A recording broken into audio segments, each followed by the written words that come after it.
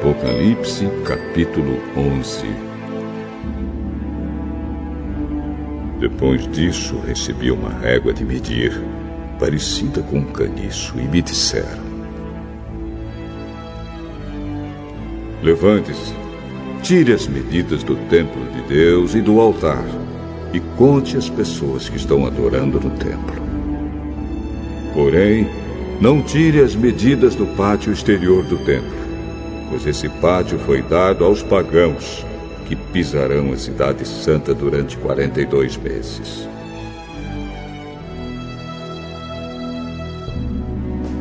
Eu enviarei as minhas 2 testemunhas, vestidas com roupa feita de pano grosseiro, e elas anunciarão a mensagem de Deus durante 1260 dias.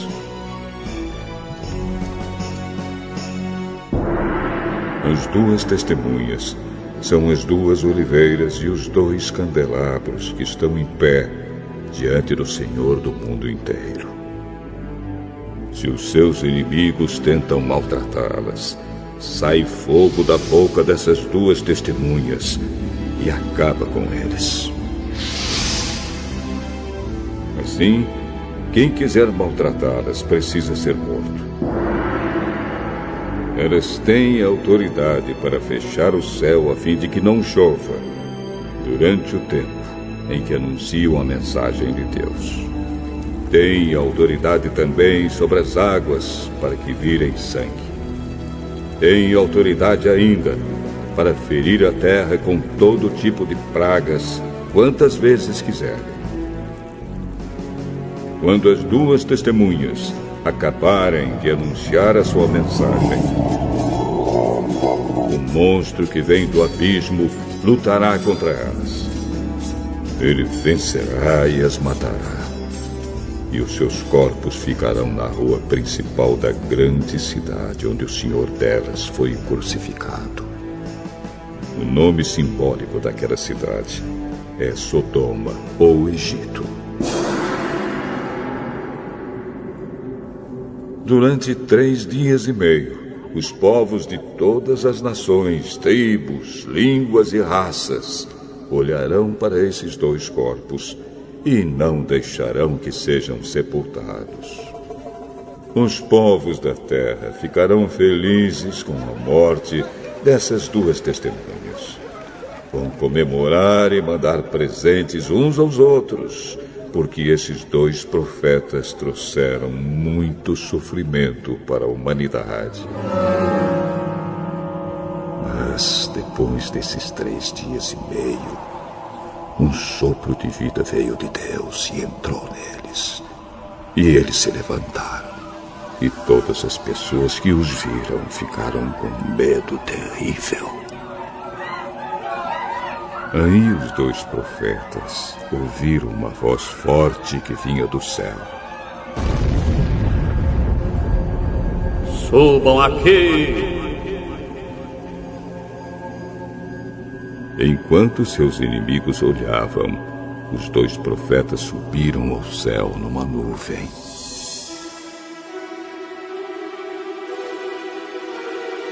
Naquele momento houve um violento terremoto.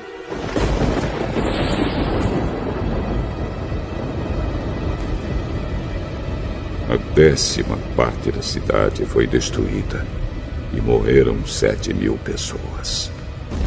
As outras ficaram com muito medo e louvaram a grandeza do Deus do céu.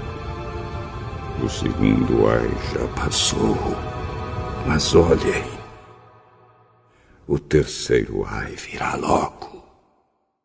Então o 7º anjo tocou a sua trombeta. E houve no céu vozes fortes que diziam: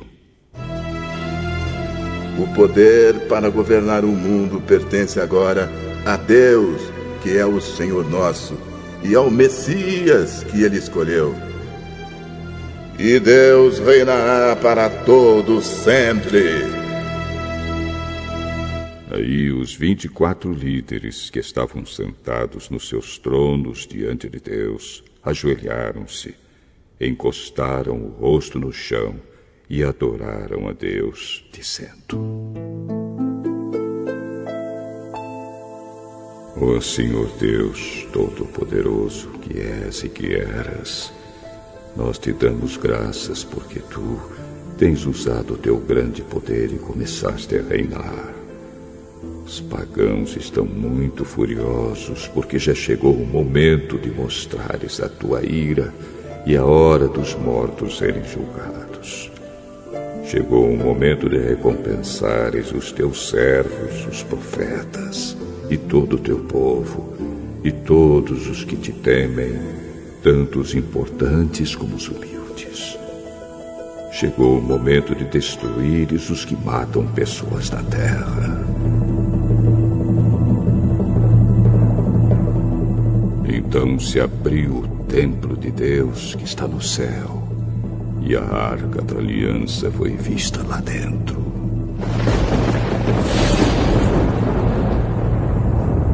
E houve relâmpagos, estrondos, trovões, um terremoto e uma forte chuva de pedra.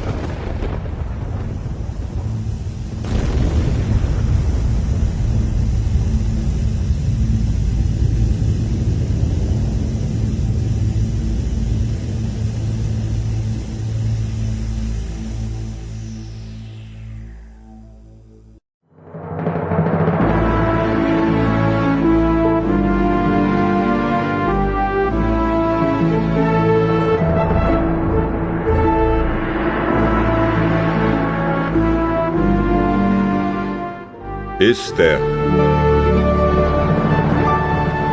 capítulo 1.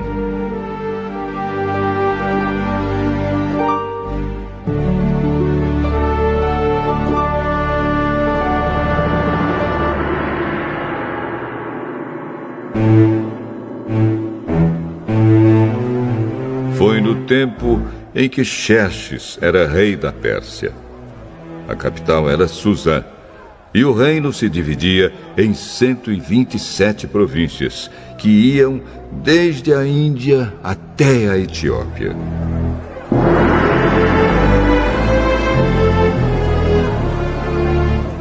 No terceiro ano do seu reinado, o rei deu um banquete para todos os seus oficiais e servidores.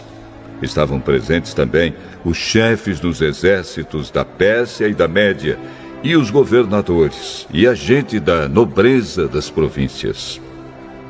Durante 6 meses, Xerxes exibiu a todos as riquezas do seu reino e o luxo e o esplendor da sua corte.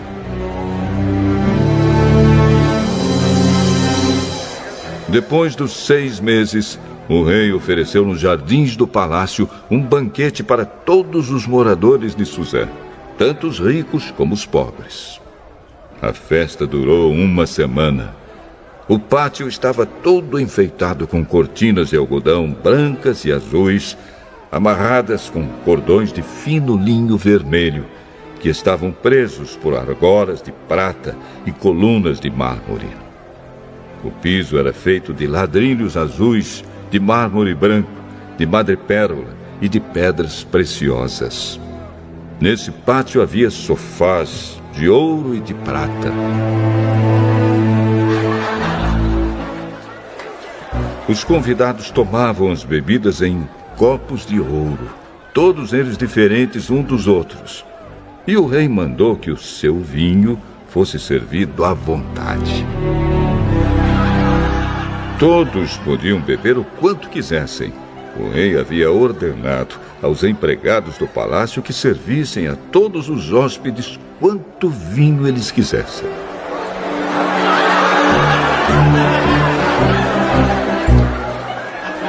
A rainha Vasti também ofereceu no Palácio Real um banquete para todas as mulheres dos convidados. No 7º dia de banquetes, o rei já havia bebido bastante vinho e estava muito alegre. Aí ele mandou chamar os 7 eunucos que eram os seus servidores particulares. Eles se chamavam Meumã, Bista, Harbona, Bigtá, Abagtá, Zetar e Carcas. O rei ordenou que eles fossem buscar a rainha Vasti e que ela viesse com a coroa de rainha na cabeça. Ela era muito bonita e o rei queria que os nobres e os outros convidados admirassem a sua beleza.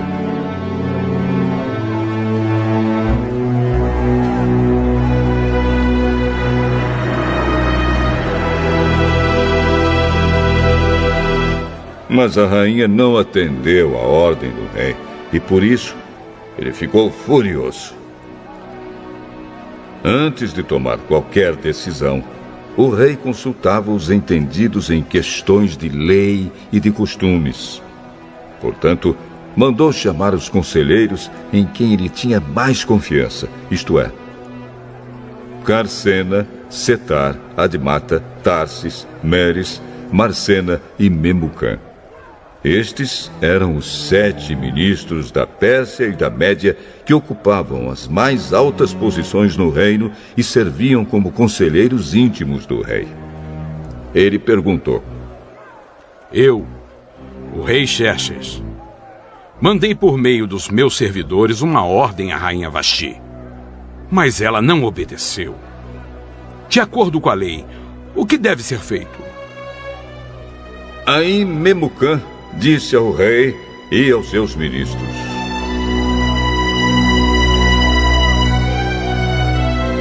O que a rainha fez é uma ofensa, não somente contra o senhor e os seus ministros, mas também contra os homens de todas as províncias do reino. Pois quando em todo o reino as mulheres souberem do que a rainha fez, elas irão desprezar os seus maridos e vão dizer: o rei Xerxes mandou buscar a rainha Vasti, e ela não foi.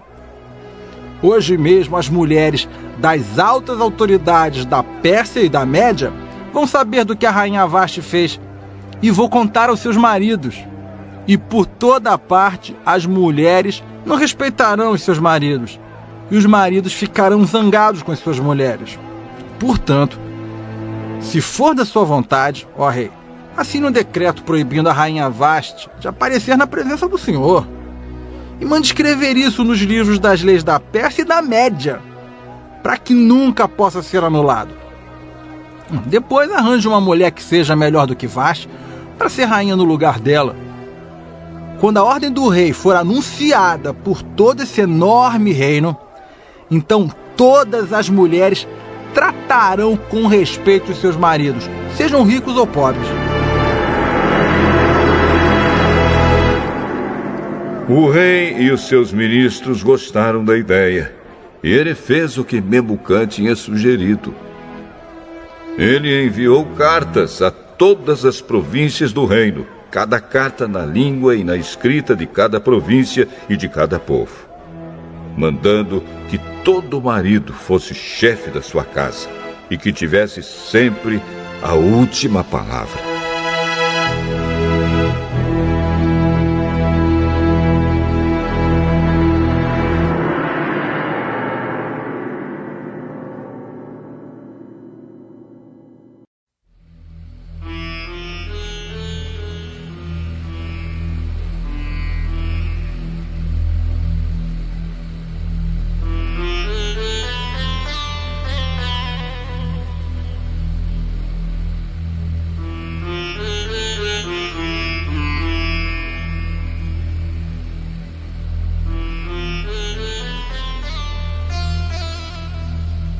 Salmo 105.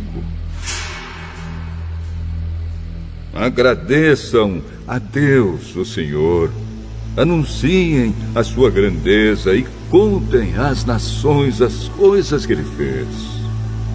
Cantem a Deus, cantem louvores a ele, falem dos seus atos maravilhosos. Tenham orgulho daquilo que o Santo Deus tem feito. Que fique alegre o coração de todos os que adoram a Deus, o Senhor. Procurem a ajuda do Senhor. Estejam sempre na sua presença. Vocês, descendentes de Abraão, servo de Deus. Vocês, descendentes de Jacó, o escolhido de Deus. Lembrem de tudo que Deus tem feito. Lembrem dos seus grandes e maravilhosos milagres e de como tem condenado os nossos inimigos. Ele é o Senhor, nosso Deus. Os seus mandamentos são para o mundo inteiro. Ele sempre lembrará da sua aliança e, por milhares de gerações, cumprirá as suas promessas. Ele será fiel à aliança feita com Abraão e à promessa que fez com juramento a Isaque.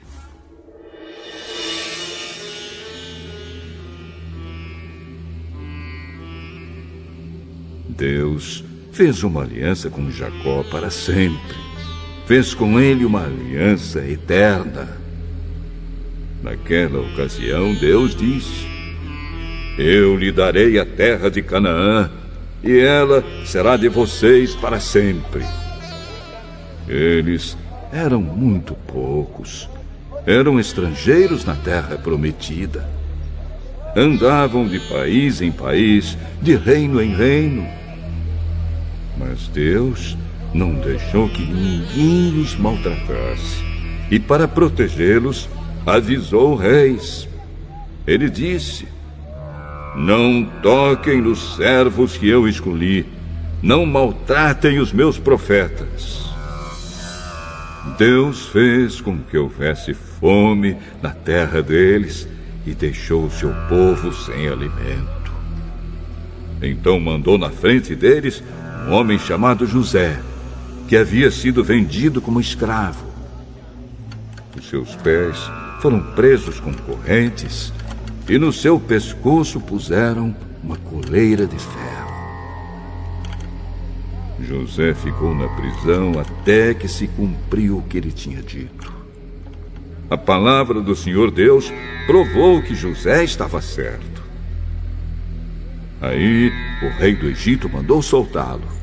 O rei de muitas nações o pôs em liberdade. Ele o colocou como a mais alta autoridade daquela terra para governar o país inteiro. José recebeu poder para dar ordens aos príncipes do reino e para orientar os conselheiros do rei. Depois, Jacó foi para o Egito e ficou morando naquela terra. O Senhor Deus fez com que o seu povo tivesse muitos filhos e o tornou mais forte do que os seus inimigos. Ele fez com que os egípcios odiassem o seu povo e fez com que enganassem os israelitas, os servos de Deus. Então Deus enviou o seu servo Moisés e também Arão, a quem havia escolhido. Eles fizeram milagres de Deus no Egito e ali realizaram coisas maravilhosas. Deus mandou uma escuridão que cobriu a terra, mas os egípcios não obedeceram às suas ordens. Ele transformou em sangue os rios do Egito e matou todos os seus peixes. A terra do Egito ficou cheia de rãs que invadiram até o palácio do rei. Deus deu ordem e moscas e piolhos encheram todo o país. Em vez de chuva, ele mandou chuva de pedra e relâmpagos sobre a terra. Deus destruiu as plantações de uvas e de figos e derrubou todas as árvores. Ele deu ordem e vieram gafanhotos, tantos que nem podiam ser contados. Os gafanhotos comeram todas as plantas, todas as colheitas do Egito. Ele matou o filho mais velho de todas as famílias dos egípcios. Matou aqueles que eram o orgulho dessas famílias. Então Deus tirou os israelitas daquele país e eles levaram consigo prata e ouro. Todos eram fortes e cheios de saúde. Os egípcios ficaram contentes quando os israelitas foram embora, pois estavam com medo deles.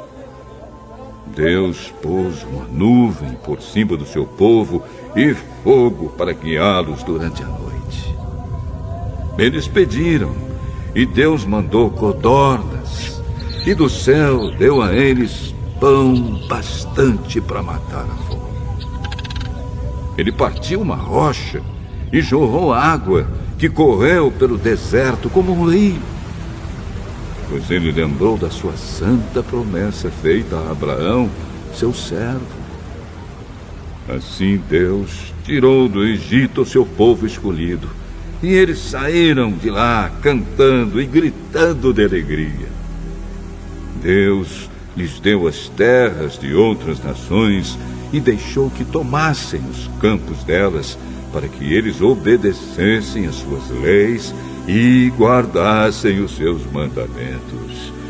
Aleluia!